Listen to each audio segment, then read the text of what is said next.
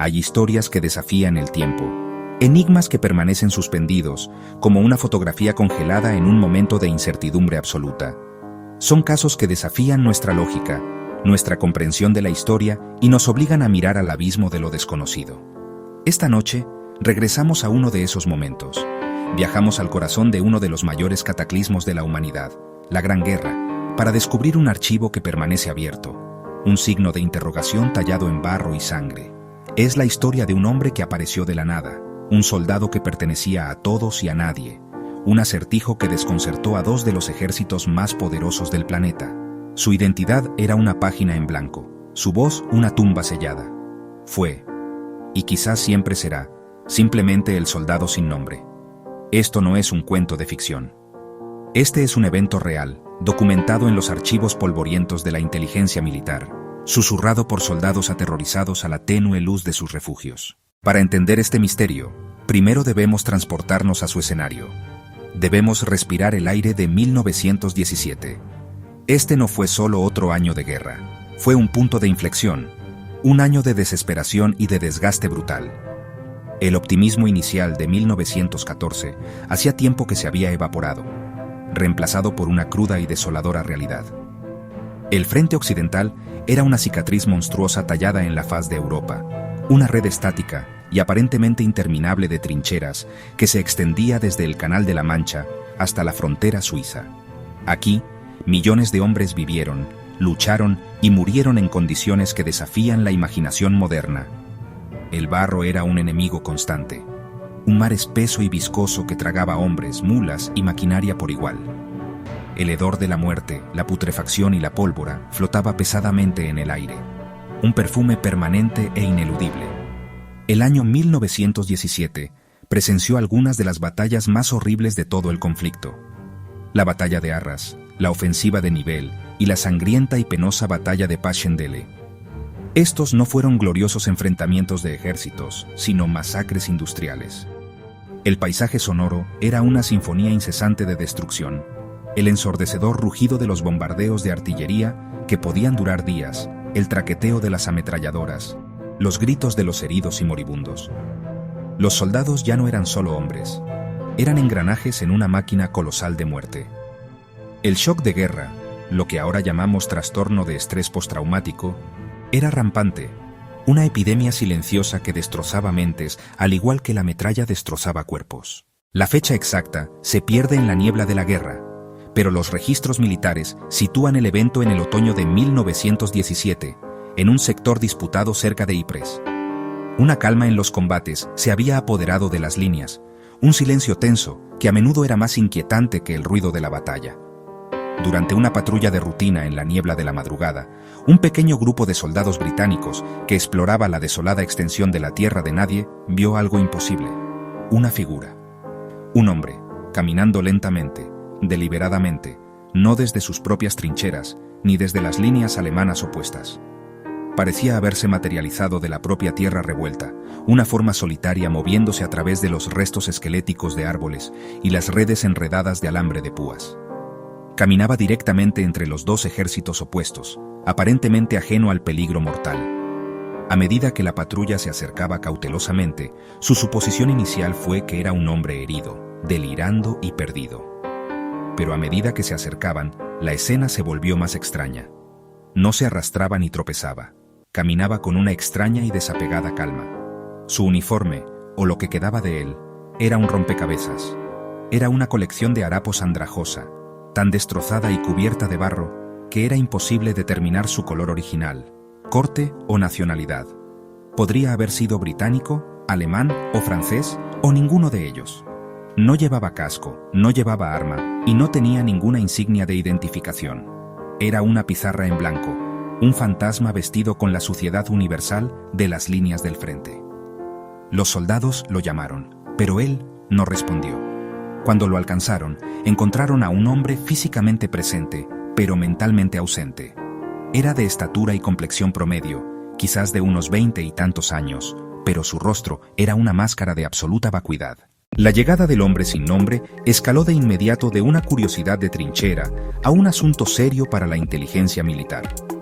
En la atmósfera paranoica de 1917, Un individuo no identificado que aparecía entre las líneas solo podía significar una cosa para las autoridades: espionaje.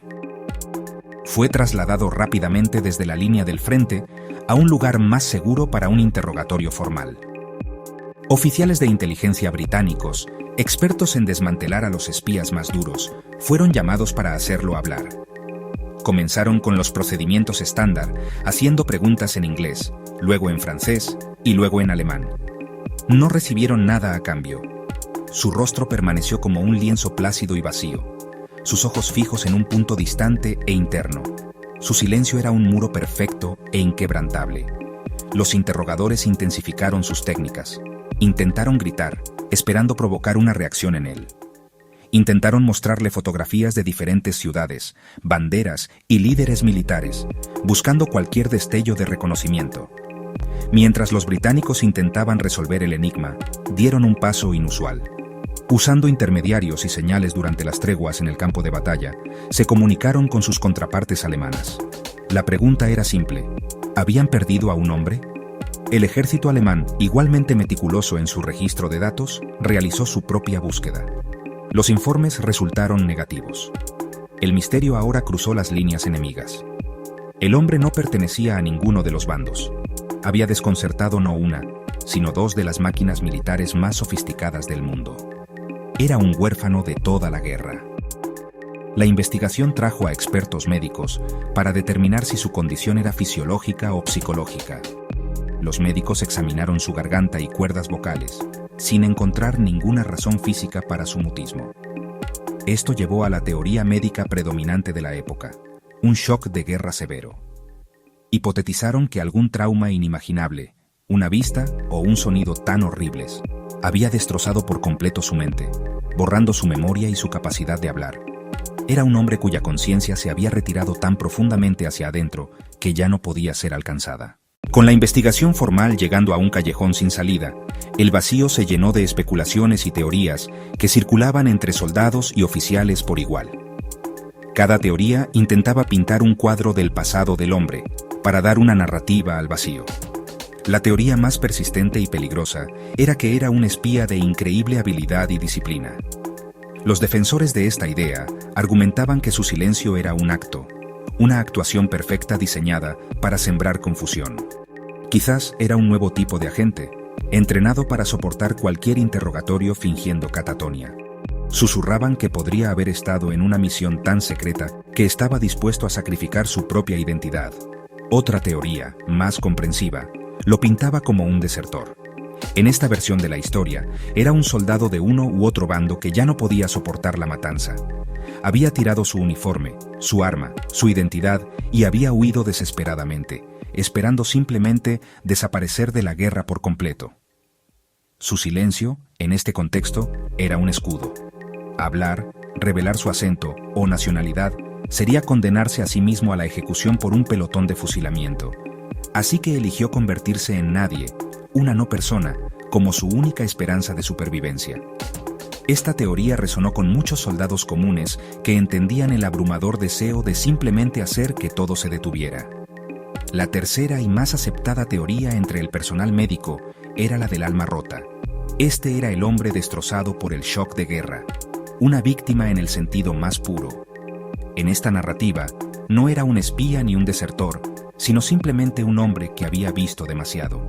Quizás había sido enterrado vivo por una explosión de artillería y se había desenterrado, su mente completamente borrada por el trauma. O tal vez había presenciado la muerte de todo su pelotón en un solo y horrible momento. Según esta teoría, no estaba ocultando su identidad. Realmente, ya no tenía una. Su nombre, su hogar, su familia, todo había sido aniquilado por una explosión psicológica tan poderosa como cualquier proyectil de alto explosivo. Estas tres narrativas, el espía, el desertor, el alma rota, se convirtieron en la leyenda del soldado sin nombre. Los soldados en las trincheras contarían su historia alrededor de velas parpadeantes, cada hombre favoreciendo la teoría que mejor se ajustaba a su propia visión de la guerra. Para los cínicos, era un espía. Para los cansados, era un desertor. Para los compasivos, era una víctima. Los testimonios de soldados de ambos bandos, recogidos después de la guerra, muestran cómo su historia se había convertido en parte del folclore del campo de batalla. Los soldados alemanes hablaban de un Geist o fantasma visto caminando por las líneas, mientras que las tropas británicas y francesas lo llamaban el caminante silencioso. Las semanas se convirtieron en meses, y el soldado sin nombre permaneció bajo el cuidado del ejército británico, un rompecabezas viviente sin solución. Fue trasladado a un hospital militar lejos del frente, un ambiente tranquilo y estéril donde se esperaba que pudiera recuperarse. Pero el cambio de escenario no hizo ninguna diferencia. Continuó existiendo en su mundo silencioso y distante. Seguía órdenes sencillas, comía las comidas proporcionadas y dormía. Pero nunca hubo una chispa de reconocimiento, nunca una palabra, nunca una señal de la persona que alguna vez fue. La guerra continuó, y a medida que otras prioridades tomaron precedencia, su caso se volvió menos urgente. Ya no era una amenaza, solo un expediente triste e irresoluble en un gabinete lleno de innumerables otras tragedias. Su salud física, que había sido sorprendentemente robusta cuando fue encontrado, comenzó a declinar. Los médicos notaron que parecía estar desvaneciéndose, no por ninguna enfermedad específica, sino por una especie de cansancio existencial. No viviría para ver el mundo en paz. A principios de la primavera de 1919, casi un año y medio después de que saliera de la niebla, murió silenciosamente en su cama de hospital, a causa de una neumonía. Se llevó su secreto consigo. Su muerte presentó a las autoridades un último problema práctico: cómo enterrar a un hombre sin nombre. No tenía familia a quien notificar, ningún país que lo reclamara, ninguna religión que observar. Era oficialmente una no entidad. Se tomó la decisión de enterrarlo en un cementerio militar en el norte de Francia, entre los miles de otros soldados caídos. Su tumba no fue marcada con un nombre, rango y número de serie, sino con una simple piedra que llevaba la inscripción que se convertiría en su único legado: un soldado sin nombre de la Gran Guerra. Su entierro fue un asunto tranquilo y anónimo, un capítulo final y silencioso para una vida silenciosa. Fue enterrado entre camaradas que quizás nunca conoció, bajo una bandera que quizás no fue la suya. Pero su historia no terminó allí. Su tumba, única en su austera anonimidad, comenzó a atraer la atención. Era diferente de las tumbas de los soldados conocidos de Dios, ya que representaba a un hombre que había vivido entre ellos por un tiempo, un desconocido conocido. Se convirtió en un punto de peregrinación para veteranos y familias de los desaparecidos. Para ellos, esta tumba no era solo para un hombre, era para todos los hombres que nunca fueron encontrados, cuyos destinos nunca se conocieron. Se transformó en un poderoso símbolo de la pérdida incalculable de la guerra. El soldado sin nombre, un hombre despojado de su identidad en vida, recibió una identidad profunda y universal en la muerte. Se convirtió en el guardián de todas las preguntas sin respuesta de la guerra, su tumba un monumento al silencio mismo. La tumba del soldado sin nombre se erige hoy como un testimonio silencioso pero poderoso de los profundos y persistentes misterios de la guerra. Es más que un lugar de descanso final para un solo hombre, es un repositorio de todas las historias que nunca se contaron, de todas las identidades que fueron borradas por la magnitud del conflicto. Cuando miramos esa simple piedra, nos vemos obligados a enfrentar la realidad de que por cada soldado con un nombre, una historia y una familia que lo lloró, hubo otros que simplemente desaparecieron. Fueron tragados por el barro, obliterados por los proyectiles, o como nuestro hombre silencioso, perdidos en los laberintos de sus propias mentes. Su historia es un escalofriante recordatorio de que las heridas más profundas de la guerra no siempre son visibles. Su caso nos obliga a reflexionar sobre la naturaleza misma de la identidad. ¿Qué somos sin nuestros nombres, nuestros idiomas, nuestros recuerdos? El soldado sin nombre existió en un estado que la mayoría de nosotros apenas puede comprender. Un ser humano reducido a una existencia pura y silenciosa. Nos obliga a preguntar, ¿quiénes eran los miles de otros soldados no identificados enterrados en cementerios de toda Europa? Cada uno tuvo una vida, una familia, esperanzas y sueños. Cada uno tuvo un nombre que fue pronunciado con amor por una madre, una esposa o un hijo. La guerra les quitó todo, incluidas las palabras que definían quiénes eran. El soldado silencioso de 1917 es su embajador, su representante de la tierra de los olvidados. El enigma también sirve como una dura lección sobre los límites de nuestro propio conocimiento. En una era de información, nos gusta creer que toda pregunta tiene una respuesta, que todo archivo puede cerrarse. La historia del soldado sin nombre desafía esta arrogancia moderna. A pesar de los mejores esfuerzos de dos vastos complejos militares industriales, el núcleo de su misterio nunca fue penetrado. Nos recuerda que la historia no es un registro completo y perfecto, sino un mosaico de hechos conocidos, conjeturas educadas y agujeros enormes e inexplicables. Algunas verdades se pierden para siempre, enterradas con las personas que las poseían. Su silencio, al final, fue más duradero que cualquier imperio o ejército. Así que, la próxima vez que pienses en la Gran Guerra, recuerda no solo las batallas épicas y los generales famosos, sino también al fantasma que salió de la niebla cerca de Ypres. Piensa en el hombre que desconcertó a 2 ejércitos con su silencio. Su verdadera identidad es un secreto que la tierra ahora guarda, una pregunta susurrada por los vientos que soplan sobre los campos de Flandes. Es un símbolo de cada secreto que la guerra guardó, de cada vida que no fue registrada. En su profundo y eterno silencio, habla volúmenes sobre el verdadero costo del conflicto, obligándonos a escuchar el eco silencioso e inquietante de todo lo que se ha perdido y nunca se encontrará. Su misterio es su mensaje final y duradero.